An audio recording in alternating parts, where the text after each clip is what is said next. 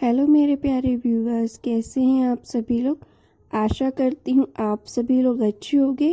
कहानी के लिए मेरे चैनल को सब्सक्राइब कीजिए, कहानी को लाइक और शेयर ज़रूर कीजिएगा और कहानी कैसी लगी प्लीज़ कमेंट बॉक्स में ज़रूर बताइएगा।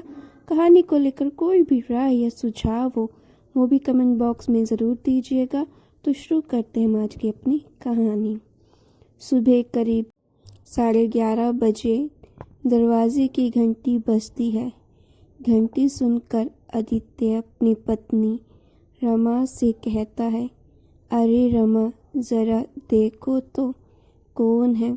मैं ऑफिस का ज़रूरी काम कर रहा हूँ। रमा दरवाज़ा खोलती है तो एक कुरियर आया था। उस पर लिखा था, Aditya Agarwal, son of Neelima Agarwal. Rama packet लेकर आदित्य को दे देती है। आदित्य अपना काम पूरा करके जब वह पैकेट खोलता है तो उसमें एक वसीयतनामा और एक चिट्ठी थी। आदित्य पेशे से वकील है। वह देखते ही समझ गया था कि वसीयत के कागज़ हैं, पर उसके पास किसने भेजे और क्यों, उसकी जिज्ञासा और बढ़ जाती है। जब वसीयतनामा उसके नाम पर होता है, उसने कागज़ पूरी तरह पढ़ना शुरू किया। किसी ने अपनी पूरी जायदाद उसके नाम कर दी थी। आदित्य को समझ नहीं आ रहा था। तभी साथ में आई चिट्ठी पर उसका ध्यान गया। उसने पढ़ना शुरू किया। प्रिय आदित्य, यह मेरा पहला और आखिरी पत्र है। मुझे अपने किए पर बहुत पछतावा है, इसीलिए आज मैं अपना जो भी है सब तुम्हारे नाम कर रहा हूँ। बेशक मैं उसके काबिल नहीं, पर हो सके तो मुझे क्षमा कर देना। तुम्हारा पी.के. गुप्ता। कौन है यह, मैं तो जानता भी नहीं। मुझे अपनी सारी संपत्ति क्यों दे रहा है। आदित्य के दिमाग में कई सवाल उठने लगे। उसने रमा को सारी बात बताई। दोनों ने मिलकर यही निष्कर्ष निकाला कि मिस्टर गुप्ता का फ़ोन नंबर और पता देखकर सारी बात पता करनी चाहिए। आदित्य ने गुप्ता जी को फ़ोन मिलाया तो किसी ने उठाया नहीं। आखिरकार वह गुप्ता जी से मिलने उनके घर पहुंचा। एक दरबान था जिसने बताया कि वह तो सिटी अस्पताल में है। आदित्य हॉस्पिटल पहुंचकर उनका कमरा नंबर पता करता है। कमरे का दरवाज़ा खोलने पर उसको पलंग पर एक अधेड़ उम्र का मरीज दिखता है। पास जाकर पूछता है, आप मिस्टर पी.के. गुप्ता हैं? उसके हाँ कहने पर आदित्य अपना पूरा परिचय देता है। उसका और उसकी माँ का नाम सुनते ही गुप्ता जी की आँखों में आंसू भर आते हैं। आप कौन हैं और वह कागज़ क्यों मेरे नाम है? इन सब का क्या मतलब है? भरी आँखों से गुप्ता जी आदित्य को बैठने के लिए कहते हैं। पास में रखी कुर्सी लेकर आदित्य उनके करीब बैठ जाता है। गुप्ता जी बताना शुरू करते हैं। आज से 20 साल पहले मेरी नीलू से शादी हुई थी। बहुत किस्मत वाला था जो उसके जैसी समझदार और गुणवान पत्नी मिली थी। देखने में अच्छी लगती थी और उसका पहनावा भी बहुत शालीन था। घर में कदम रखते ही उसने मेरे घर माँ बाप को अपना मान लिया था। सुबह से रसोई का काम हो या घर की साफ सफाई रखना और सजाना वह सब बहुत ही काबिलियत के साथ करती थी।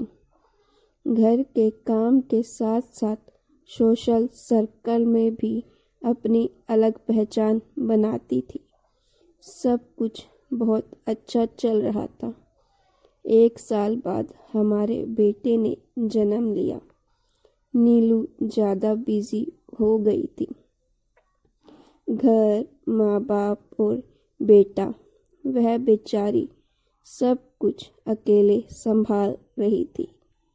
इन सब के बीच अपने ऊपर ज़्यादा ध्यान या देने की वजह से उसमें अब वह आकर्षण नहीं रह गया था जो पहले दिखता था। मैं एक मतलबी आदमी उसकी जिम्मेदारियों में सहारा बनने के बजाय उसमें ही कमी ढूंढने लगा।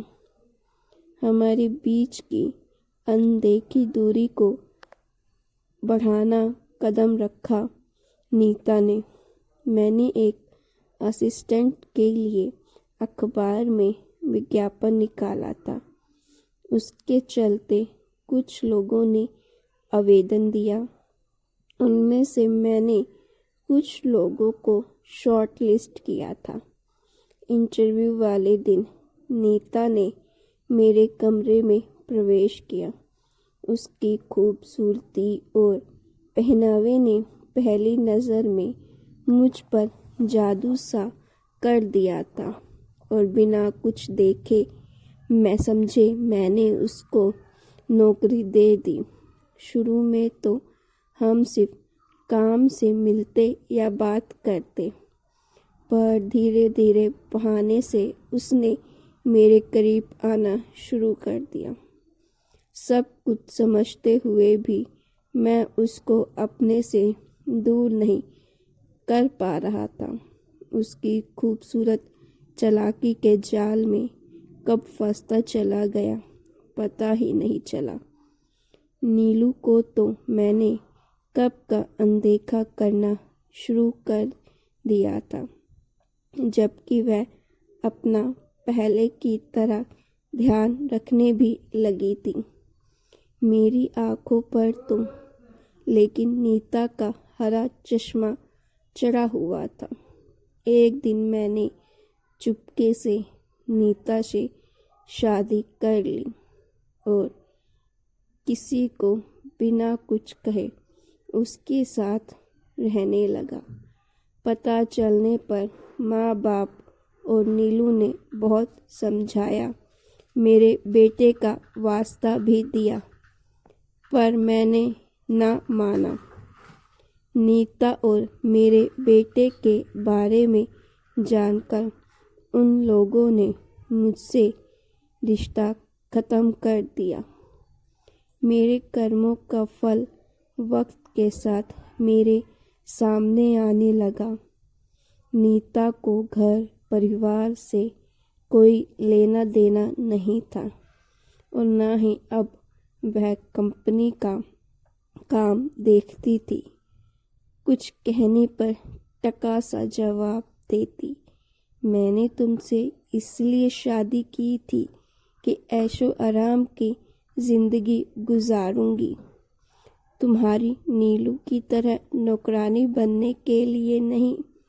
मेरा और नीता का बेटा शुभ बड़ा होने लगा तो वह भी अपने माँ के नक्शे कदम पर चलने लगा था। उन दोनों को मुझसे कोई मतलब नहीं था। उन्होंने तो बस उड़ाने के लिए मेरी दौलत चाहिए थी। मुझे अपने किए पर बहुत पछतावा होने लगा। भरा पूरा हंसता खेलता परिवार छोड़कर मैंने अपने लिए नरक चुन लिया था। मेरी जानलेवा बीमारी के चलते डॉक्टरों ने मुझे जवाब दे दिया है। मैंने जो भूल की उसका पश्चाताप करना चाहता था, इसीलिए सब कुछ तुम्हारे नाम कर दिया है। मैं जानता हूँ तुम्हारी माँ और दादा दादी अब इस दुनिया में नहीं है। लेकिन मुझे क्यों? आदित्य ने पूछा। क्योंकि तुम्हारी माँ और अपनी पत्नी नीलिमा यानी नीलू को तो मैं कब का खो चुका हूँ, पर अपने उस 4 साल के आदि को मैं उसका यानी तुम्हारा बचपन, बाप का प्यार और जिम्मेदारी नहीं लौटा सकता। मेरे पछतावे के रूप में यह स्वीकार कर लो बेटा, अपने पिता को माफ़ कर दो। बोलते बोलते पी.के. गुप्ता ने अपना हाथ आदित्य के हाथ पर रखा और हमेशा के लिए दुनिया छोड़ गए। आदित्य के आंसू रुक नहीं रहे थे। वह समझ गया था कि माँ कभी भी उसके पिता के बारे में कोई बात क्यों नहीं करना चाहती थी। तो गाइस, आपको ये स्टोरी कैसी लगी? अच्छी लगी तो प्लीज़ स्टोरी को लाइक कीजिएगा और ऐसी स्टोरीज के लिए मेरे चैनल को सब्सक्राइब